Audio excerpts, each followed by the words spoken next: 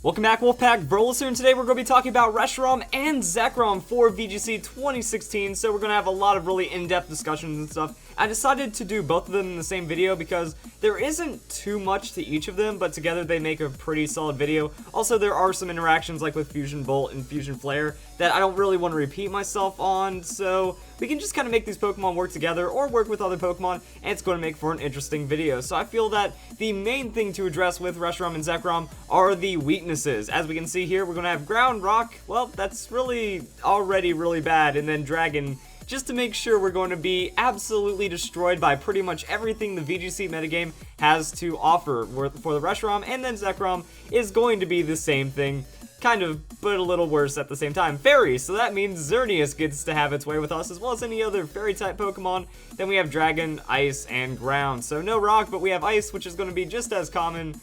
These Pokemon are going to have a pretty hard time, which is why we're going to be playing the massive speed and damage game. One beneficial thing about Reshiram that makes it really nice to use is that it is the highest special attack of any Fire-type Pokemon that can carry an item. So Groudon is going to be Primal Reversion and Charizard is going to be Charizard Y, so they're going to have their respective items to get those forms, but with Reshiram, there's nothing else in our way, and we can go for some crazy stab fire damage that can either find its way through a Life Orb, or we can go fast and get a Choice Scarf. With Choice Scarf, now we get to outspeed some of those threatening Pokemon, and at least not be as worried as we go and pump out a ton of damage, and if we play a really fast, full speed aggro comp, we might be able to eliminate our threats before they have a chance to hit us, which is pretty nice. Now it can be disrupted by all sorts of support Pokemon, which does bring in some weakness, but we have some really fun things that we can do.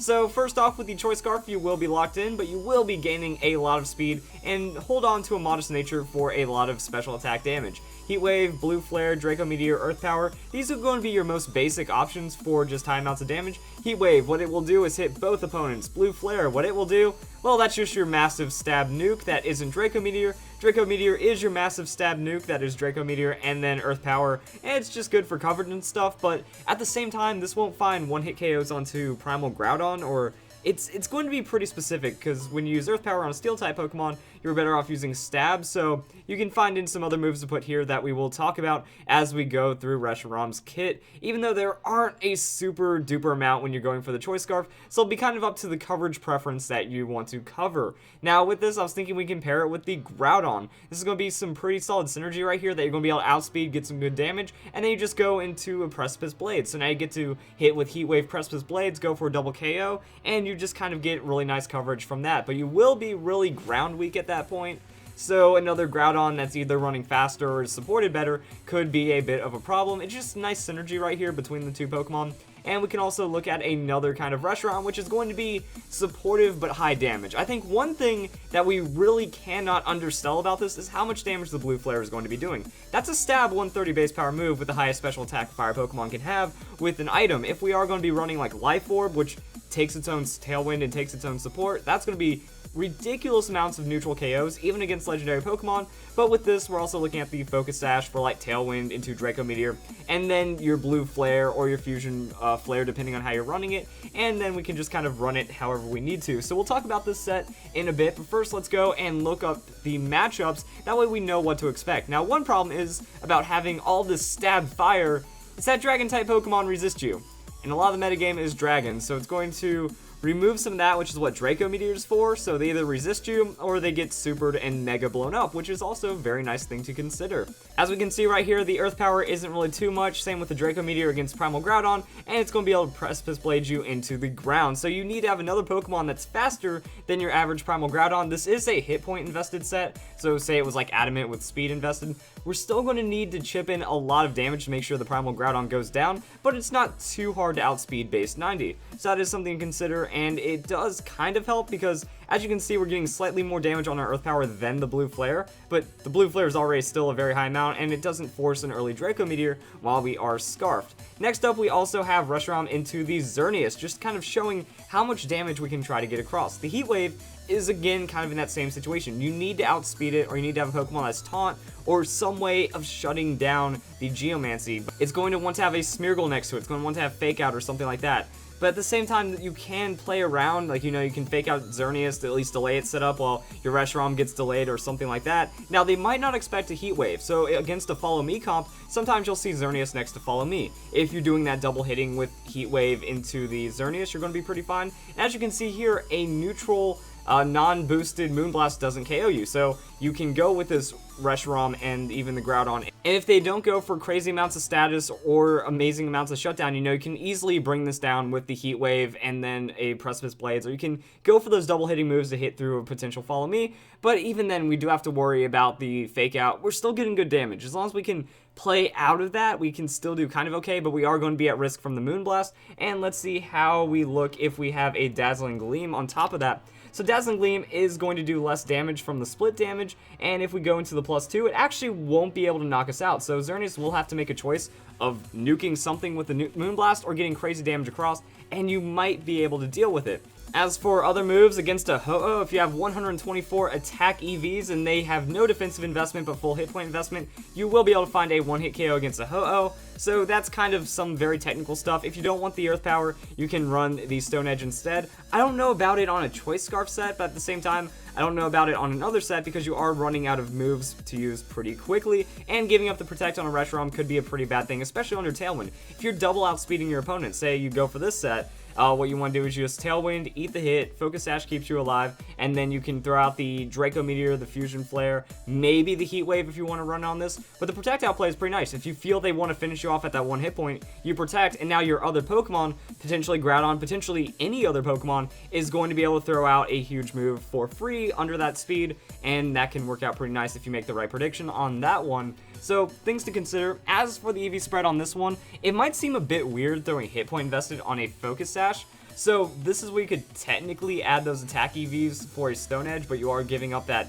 move slot, which kind of doesn't make sense. Like, it's only for one or two specific Pokemon, so it's not the most optimized. But with this, the idea is, say if they're not one-hit KOing you, well then you still want the hit point invested. This is just for super effective hits. If they're not hitting you super, you still have a good chance of surviving something, so it is worth just putting the hit point invested. Unless you want to go full speed. Full speed is pretty nice, but I like the EVs I had right here. I'm trying to remember what the number is now. If it's at the 140, you're going to be able to outspeed Jolly Scarf Chomp or any Jolly, Timid, whatever, like Speed Nature Pokemon with less than 103 base speed. So then you can do that after the Tailwind setup, which means they throw out the Earthquake, they throw out the damage. If they don't double focus you down, you survive on the Focus Sash, you get your Tailwind, and now you're going to be able to be faster than this Pokemon. Naturally, if you want to be faster than a 105 or 110 Scarf Pokemon, not as common, but still something to consider. Then you just throw in more speed invested, and if you're trying to beat out other Tailwind compositions, then that's when you go for the full speed investment. If you don't want to be Tailwind outsped by, I don't know, a timid Kyogre or something, like, it's just for those little matchups like there, and that's kind of your play. Do you want to just have more hit point invested for the non-Focus Sash situations, or do you just want to be an absolute speed freak, in which case that works out pretty well. As for your Blue Flare, like I said, absurd amounts of damage, but this is where we can maybe run a Fusion comp. So Fusion Flare and Fusion Bolt are going to be kind of interesting. But first, let's talk about Zekrom a bit so we can understand why it wants to maybe run with Reshiram. Mostly it just wants Tailwind. If this Pokemon gets a lot of speed, it's going to be going really well on the Zekrom, which is why I'm putting up Crobat, because Crobat is a really busted supportive Pokemon right now through the Tailwind, with the Taunt, with the Quick Guard, and they can cross poison the Xerneas just to be safe, so it's a really, really bomb Pokemon right now, and Zekrom runs really well with it. So the idea behind this is that you just put in a ton of attack, a ton of speed, and if you're not running Tailwind, you probably want to go with the Choice Scarf for some really good matchups. The main thing about Zekrom that makes it really strong is it's a physical hitting legendary. There's not too many of those. I mean, we do have Groudon and stuff, and we do have Mega Mewtwo X, but it's a very reliable, just physical Pokemon that has ridiculous amounts of damage because it has the Bolt Strike. Bolt Strike is going to be 130 base power, and it's also going to be able to just decimate any Kyogre, still get good damage on other Pokemon, and that's what these damage calculations are for. So the idea is that if you have a Life Orb on a Zekrom, you're going to be able to Dragon Claw, one-hit KO a Mega Rayquaza.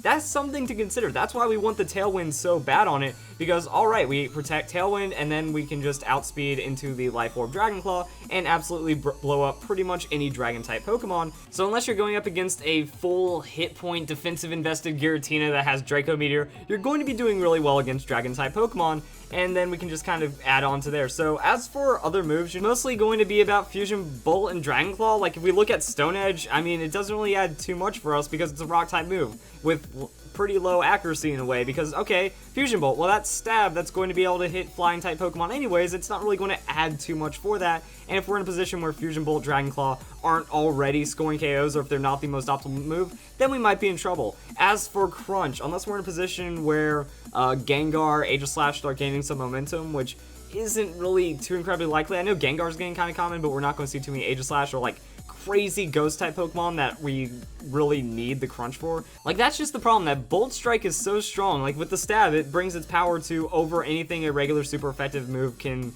hit, so it doesn't add too much, and that's why we do want to go for the Draco Meteor potentially against the more physically defensive Pokemon, since we are going to be using this as a huge physical Pokemon. And then there is the problem with Intimidate, which is why physical Pokemon aren't getting too represented as much. It's just kind of crazy, but the matchups still really good in our favor. So I mean, against other Pokemon, if we go against the Primal Kyogre, Bolt Strike is going to be outrageous, insane, super duper amounts of damage. Even if they do bring in an Intimidate, we're going to be able to one-shot a Primal Kyogre. So if that is giving your team problems, you don't have to worry about it too much. And if we're either Scarfed or running it Jolly or going under some kind of like Tailwind or stuff, yeah, this is even Jolly nature. So if we had like Adamant Scarf, or if we were going Tailwind Adamant, even hit point invested, like we're going to be able to make a lot of work come out of this, as long as we have that Life Orb boosting our damage and just absolutely obliterating everything. Same with the Xerneas. If we're running, actually it'd probably be a Naughty nature if we are going to be using that Draco Meteor. So that is the nature to consider on the Draco Meteor. And as we can see here, Moonblast is going to destroy us anyways, but Bolt Strike is solid damage. So if it decides to not go for the Geomancy, double outspeed into that Bolt Strike is going to be pretty solid. And as you can see, the matchups kind of just start falling apart on these Pokemon, because it needs to hit super or else it's still really good amounts of damage, but the weaknesses keep it down. And that's why I decided to put them together, because yeah, you kind of run out of that last move slot in some situations unless you're looking for very specific coverage. And if we talk about, let's say, Reshiram and Zekrom on the same team, they're kind of super affected by the same things, and their coverage doesn't really expand too much. Oh boy, we get Dragon Electric and then Dragon Fire and then maybe one extra move that doesn't really contribute too much else. So if we are going to be running them, like, you know, Reshiram seems like a pretty solid Tailwind into amazing damage kind of Pokemon. If you make that work, well then Zekrom is going to have an opportunity for boosted damage. So it depends on where you want to put your speed. Remember, the slower Pokemon is going to get that extra damage. Power doubles if used after Fusion Bolt compared to power doubles if used after Fusion Flare.